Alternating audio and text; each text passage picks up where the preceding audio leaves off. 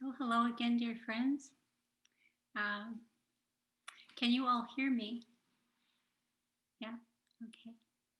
Um, I hope that you're feeling more and more at peace. Um, this song that we listened to begin with was by a woman named Carrie Grossman. Like I said, she sat with our Sangha years ago, and I find it full of really good reminders. So, at a time like this, I think it's important for us to be able to come back to ourselves and experience deep peace.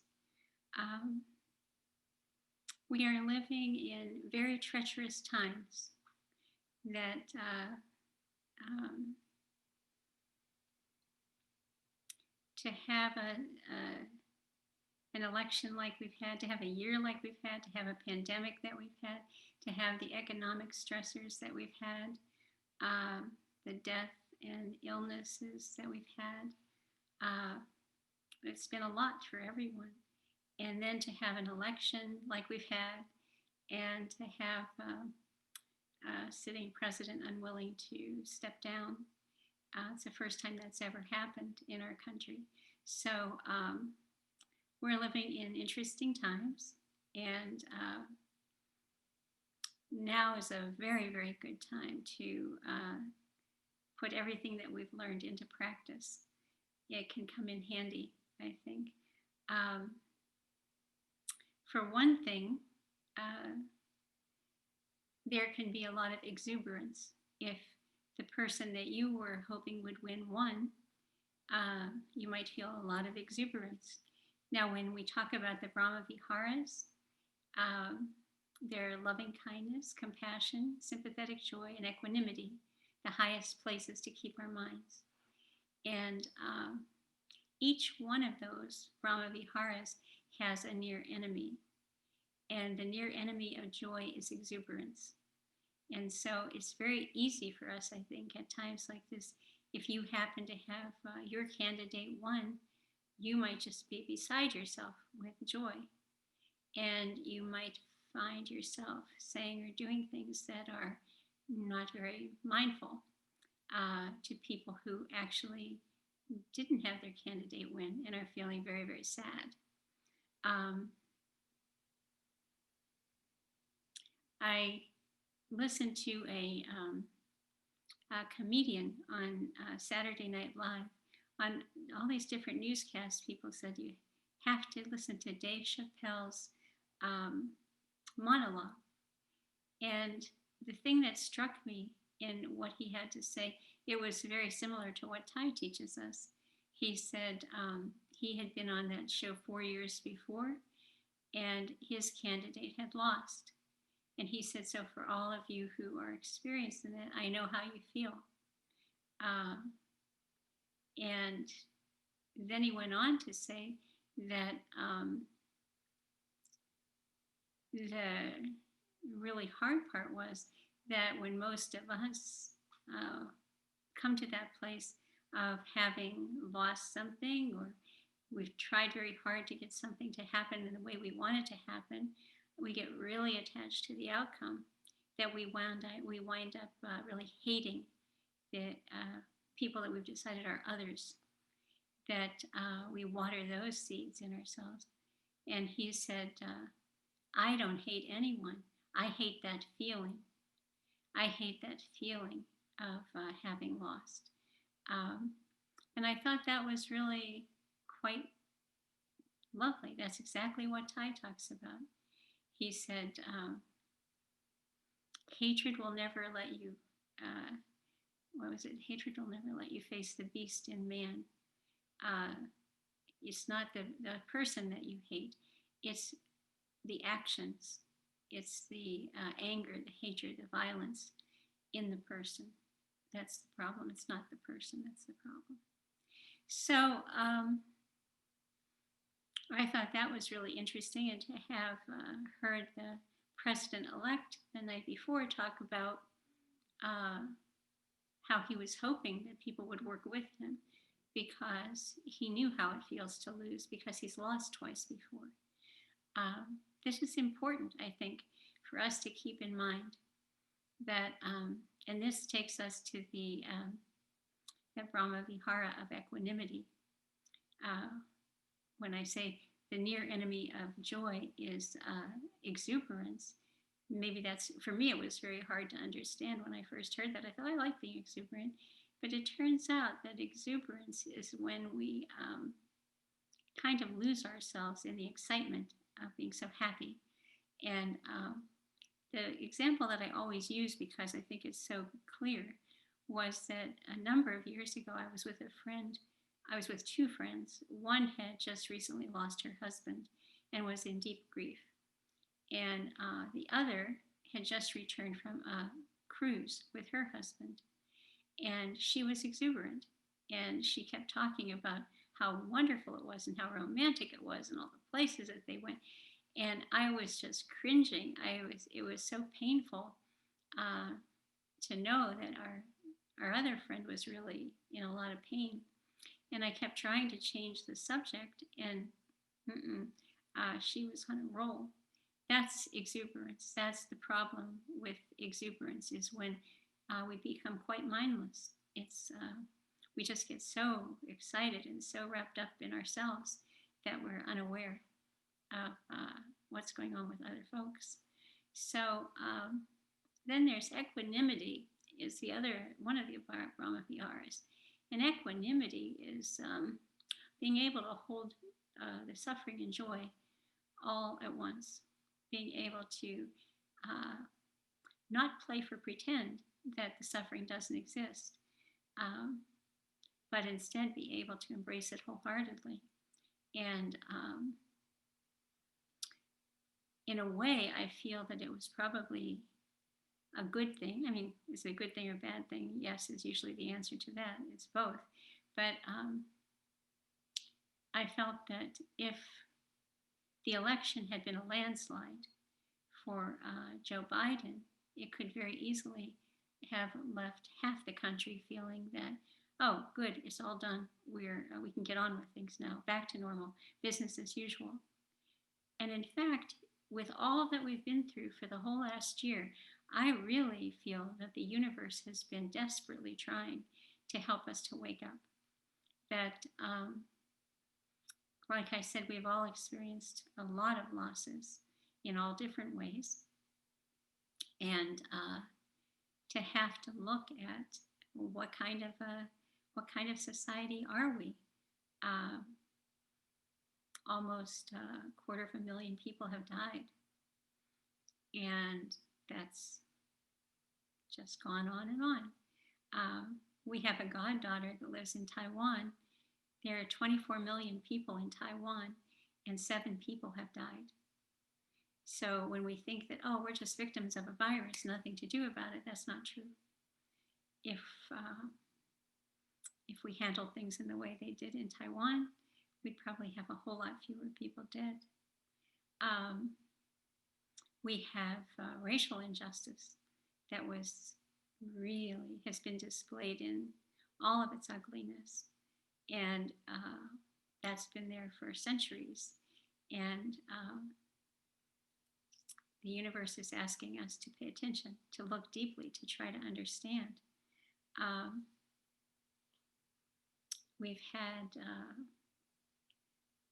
economic suffering that, because things were handled in the way they were, it's caused enormous economic losses for folks. And people are really struggling and living in a lot of fear.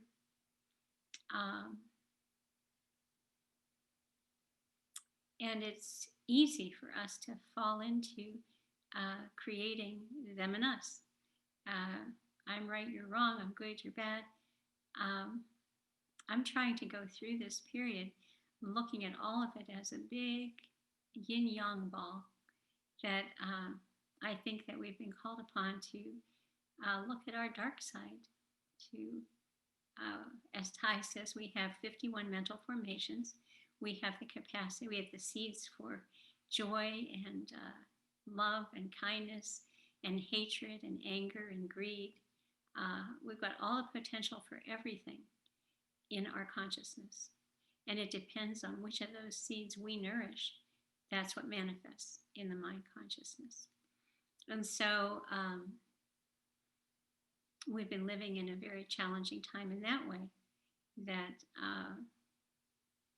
what seeds are we allowing to be watered?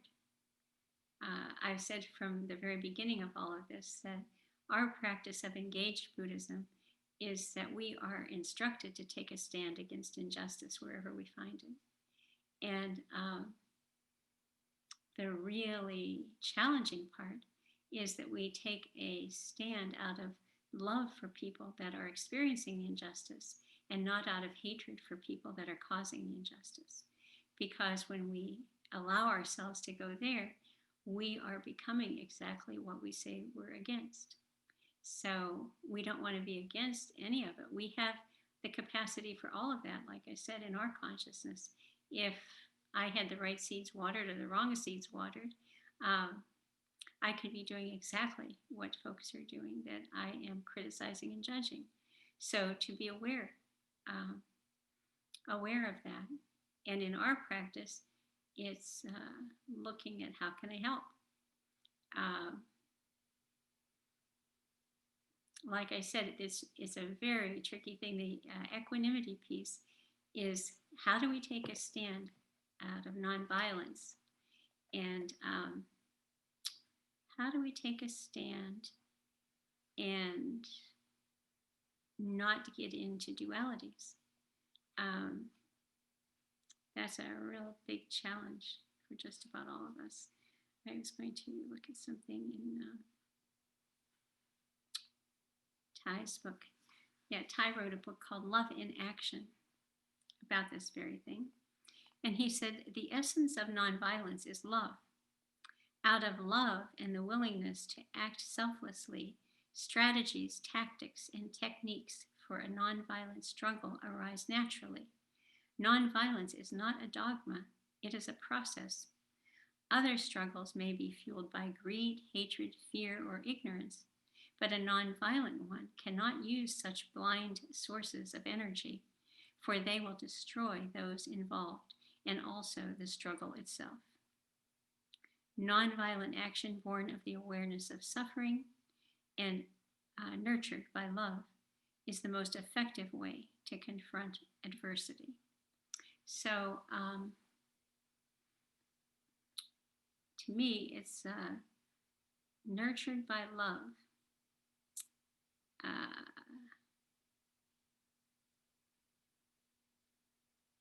born of the awareness of suffering, to be able to be aware of the suffering.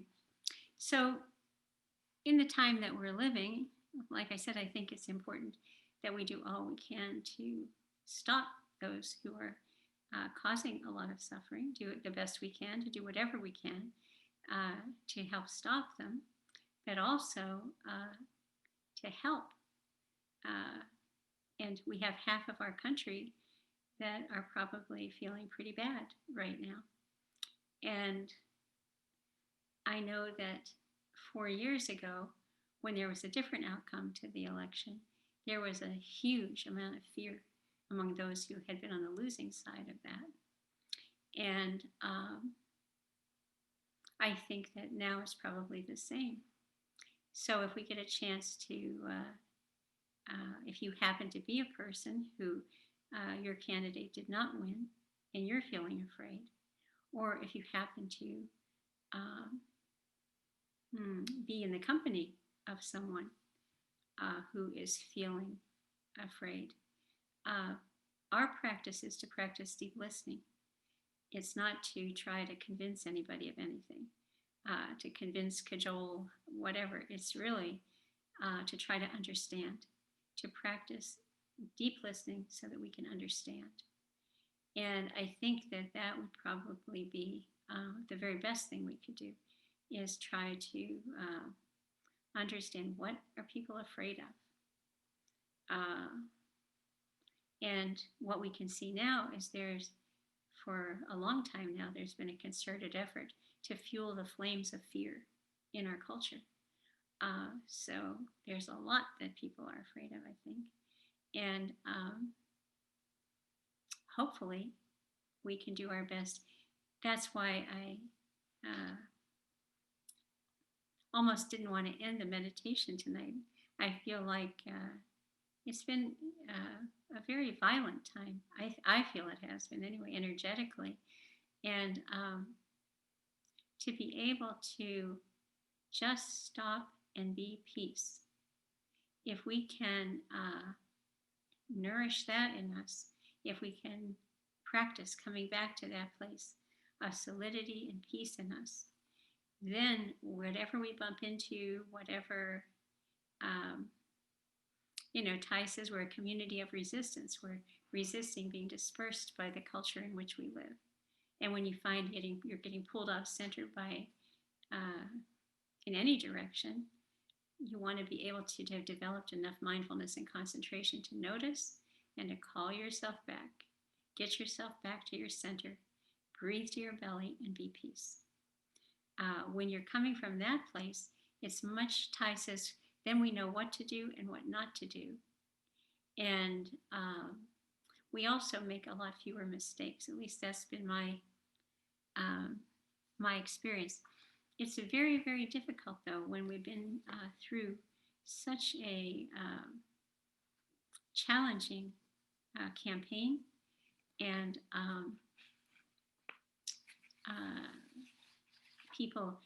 campaigns generally tend to be dualistic. That's the nature of them. And so to come out of it and try to find common ground and help each other is a really big challenge and a very deep practice. And you can say, well, whatever the other side was for you, they have no interest. They have no interest in the things I feel are important. And so I've got nothing to say to them. So even if you bump into that kind of a wall, by you doing everything you can to water the seeds of peace in yourself, that can't throw you for a loop. That won't knock you off your center. We just try our best to send love, to love people and understand the suffering. If you had voted for somebody 4 years ago that lost, try to remember what that felt like and know that half the country's feeling like that now. So we don't get carried away by exuberance and are mindlessly trying to get revenge. And Tai has told us forever, because he came out of the war. That's where our practice came from. And he said that nobody wins a war. He said that if by winning a war, he said when you win a war, the side that loses suffers from humiliation and anger and resentment. And you've just watered the seeds. You've just planted the seeds for the next war. You may think that he said there's a cessation to hostilities, but the war hasn't ended. The war just keeps right on going. And so even though most of us have been conditioned, oh, you made me suffer, I want you to feel awful. It may feel okay in the immediate experience of that, but in the long term, it does not work. That's the difficulty. So I just wanted to share something that Tai has always shared with us. I know some of you have heard this before, but I think it's always worth repeating. This is by Albert Einstein. And he said, a human being is part of a whole, called by us the universe, a part limited in time and space. He experiences himself, his thoughts and feelings, as something separated from the rest, a kind of optical delusion of his consciousness. This delusion is a kind of prison for us, restricting us to our personal desires and to affection for a few persons nearest us. Our task must be to free ourselves from this prison by widening our circles of compassion to embrace all living creatures and the whole of nature in its beauty. and that's Albert Einstein. So this must be our task, to free ourselves from our self-imposed prison, the prison and optical delusion of our consciousness. I love that, optical delusion of our consciousness. It's a kind of prison for us, restricting us to our personal desires and to affection for a few persons nearest to us. Our task must be to free ourselves from the prison by widening our circle of compassion. And so, how do we do that? One of the ways that the place we always begin is to develop more and more compassion for ourselves. If you find yourself being very harsh on other people, chances are good you're not being really nice to yourself. So again, develop your mindfulness and concentration. So when you notice that criticism and judgment of yourself come up, you check yourself and say, I'm sorry.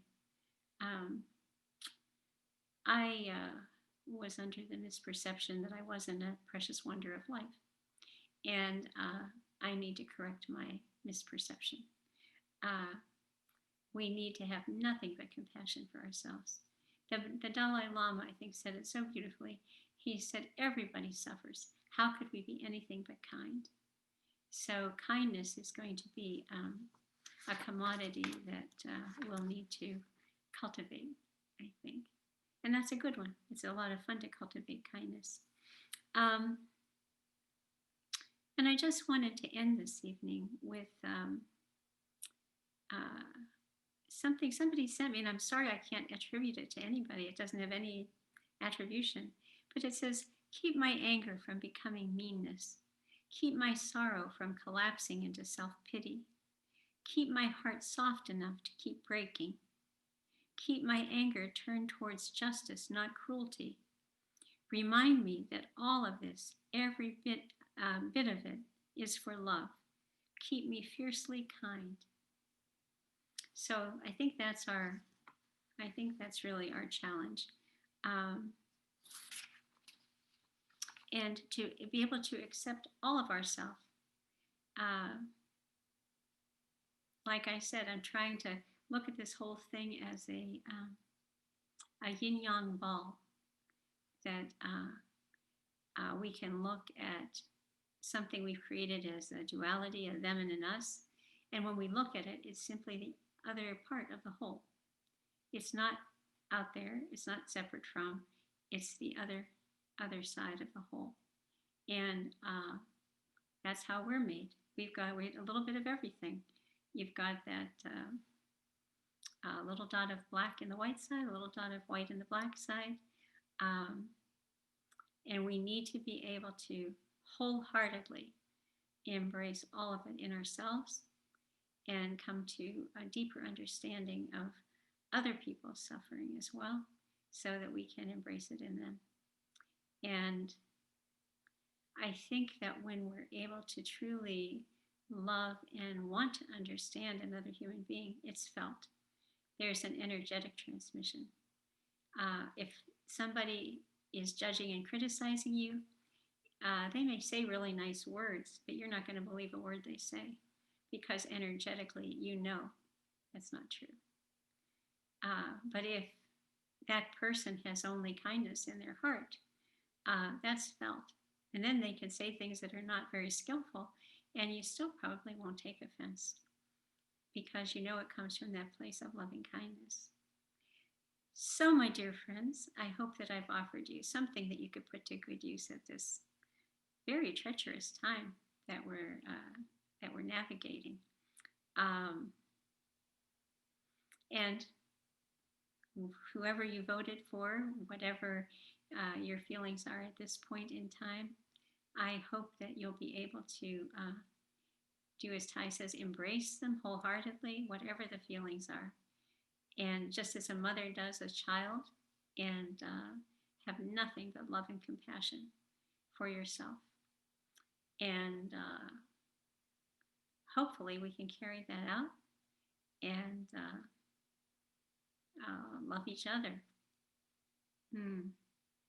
Tais said in the Bible, it tells us that to love our enemies as we love ourselves. And he said that's impossible because if you love them, they're no longer your enemies. So that will be our goal, to have no enemies within or without. Thank you so much for being with us tonight. And this is Joanne, bowing out for now.